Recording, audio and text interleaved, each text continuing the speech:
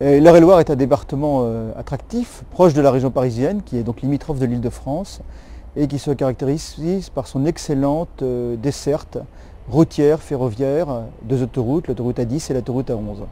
Je crois que c'est un département qui est également très contrasté avec les collines du Perche, les plaines de la Beauce, les villes de Chartres, de Châteaudun, Nogent-le-Rotrou, de Dreux. Et je crois que ce qui caractérise l'Eure-et-Loir finalement, c'est que c'est à la fois le charme de la campagne, le monde rural, avec à proximité les grands services, notamment liés à cette attractivité du bassin parisien. Et j'ai été très surpris de voir que la démographie médicale est plus faible dans l'Eure-et-Loir que dans le Puy-de-Dôme, qui est pourtant une enclave, ce qui est quand même incroyable. Et c'est vrai que le cas de l'Eure-et-Loir est assez étonnant, parce qu'on a à la fois les routes, on a les infrastructures, on a tout, on a même la DSL depuis maintenant plusieurs années, ça doit faire 2 ans qu'on a la DSL, enfin, et il y a une espèce de désert médical absolument étonnant, tant pour nous, les médecins, que pour les infirmières, mais également pour les kinés, également pour d'autres professions, les orthophonistes, enfin il y a toute une série de professions qui sont... Le nombre de médecins a tendance à diminuer, surtout dans le monde rural. Nous sommes bien placés pour en parler, parce que le docteur Gaborio a mis plusieurs mois, voire plusieurs années, pour arriver à trouver un collègue pour pouvoir l'aider dans toutes ses fonctions. Et depuis 2001, là, je cherchais activement un associé. J'ai été mis en contact, ça fait maintenant, ça remonte au temps que je me souvienne, à juin 2004. J'étais mis en contact avec le docteur Van de Velde. Et donc là, on était en contact pendant un petit peu plus d'1 an pour concrétiser cette association. Il cherchait à s'installer en milieu rural en France, donc il a fallu bien entendu lui montrer la qualité de vie, mais ça, il est venu en juger sur place. Lui expliquer le mode de fonctionnement maintenant des systèmes de garde en milieu rural, donc il a pu voir qu'on pouvait effectivement facilement à la fois assurer une vie de famille satisfaisante et un travail relativement important. On est allé tout de suite chez M. Gaborio qui nous a bien recueillis, en étant maire et en étant aussi médecin à Châteauneuf. C'est un homme qui est très très gentil, ce docteur. Il passe très bien auprès de la population. Je sais que tous les patients qui le consultent sont très contents de ses services. Au début, quand je suis arrivé, puisque mon collègue avait pas mal de travail, il m'a envoyé directement des gens. Au début, je voyais une quinzaine, vingtaine par jour le premier mois, mais ça s'est allé très vite. Les gens étaient contents de moi, je pense. Et puis maintenant, ça tourne entre 30, 40, mais ça va déjà plus faire les 40 que les 30 patients par jour.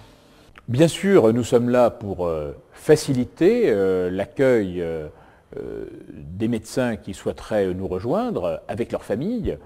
Et nous sommes donc tout à fait disponibles pour leur faire visiter notre territoire, leur montrer nos équipements sportifs, culturels. Compte tenu de la situation actuelle du corps médical en France et de la démographie, je dirais que c'est un peu malheureusement devenu la préoccupation de l'élu. Ça n'aurait pas dû.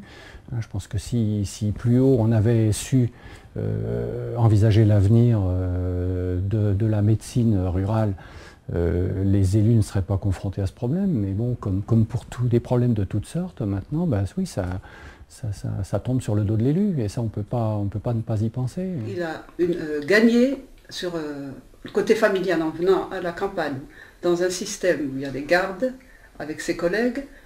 Je peux en profiter un peu plus. C'est vrai, c'est étonnant. Ça. Sinon on était corvéable à merci, là où on était, alors qu'ici c'est plus paisible, beaucoup plus paisible.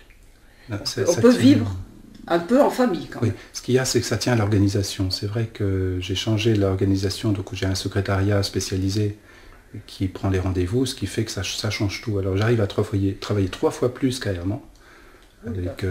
J'arrive à voir 200 personnes par semaine, ce qui, apparemment, ma profession est énorme. Et puis en fait, j'ai du temps. parce que je suis organisé aussi.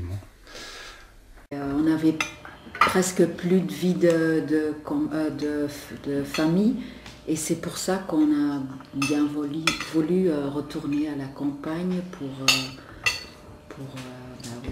mieux vivre dans la famille. Quand je venais de la danse, c'était tous les mardis et puis les jeudis.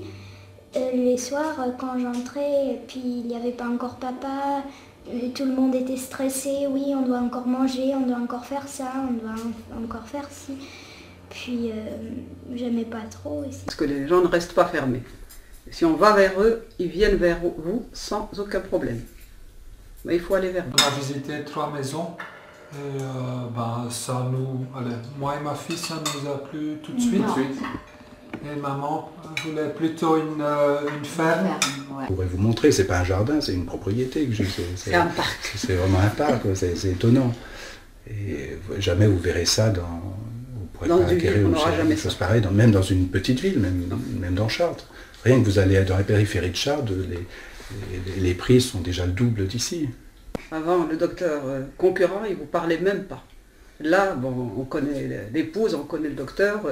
Bonjour, c'est un salut, on s'arrête, c'est différent. Complètement différent. Avant, c'était aucun regard.